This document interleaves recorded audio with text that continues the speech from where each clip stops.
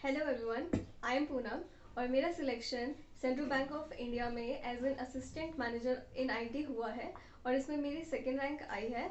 Central Bank of India ने अपनी recruitment अक्टूबर में 2019 में निकाली थी और रिटन एग्जामिनेशन दिसंबर में हुआ था। इस रिक्रूटमेंट की 2 फेजेस थे। एक रिटन एग्जामिनेशन था, इसके बाद पर्सनल इंटरव्यू। रिटन एग्जामिनेशन में 100 मार्क्स के 100 क्वेश्चंस आए थे, 60 मार्क्स की प्रोफेशनल नॉलेज। तो मेरा आईटी था तो इसमें आईटी के क्वेश्चंस आए थे, जिसमें mostly DBMS, operating system, networking के क्वेश्चंस ज़्यादातर आए थे और डेटा स्ट्रक्चर्स के भी थे और सी प्लस प्लस के भी क्वेश्चंस आए थे। 20 मार्क्स के बैंकिंग अवेयरनेस और कुछ करंट अफेयर्स के भी क्वेश्चंस आए थे और रिमेनिंग 20 मार्क्स की बेसिक कंप्यूटर नॉलेज आई थी, जिसमें बहुत ईजी लेवल के क्वेश्चंस आए थे। तो ओवरऑल जो एग्ज़ाम था वो इसमें ईजी टू मॉडरेट लेवल के क्वेश्चंस आए थे।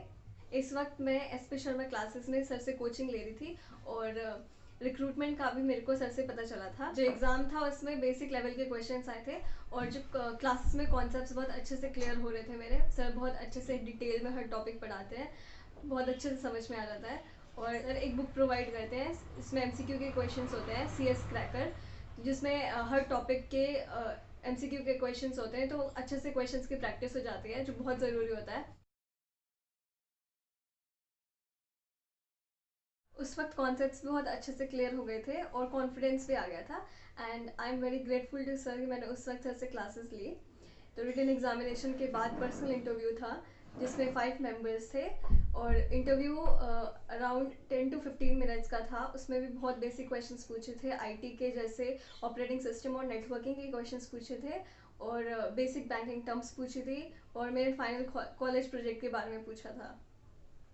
तो इंटरव्यू मेरा बहुत अच्छा गया था और आई मस्ट से किसी भी गवर्नमेंट एग्जाम को क्रैक करने के लिए एक प्रिपरेशन स्ट्रैटेजी और एक टाइम टेबल बहुत ज़रूरी है। जब हम किसी भी एग्ज़ाम के लिए प्रिपेयर कर रहे हैं तो जितना सिलेबस कंप्लीट करना ज़रूरी होता है, उतना ही साथ में उसका रिविजन करना भी इम्पॉर्टेंट है। इसलिए एक प्रॉपर स्ट्रैटेजी और टाइम टेबल बहुत ज़रूरी है, कैसे सिलेबस कंप्लीट करना है और कैसे उसको रिटेन करके रखना है। जो मेहनत हम उस वक्त करते हैं वो हमारा फाइनल रिजल्ट डिफाइन करती है। So make sure you are doing efforts in right direction to get the desired result and I wish all the very best to all the aspirants. Thank you.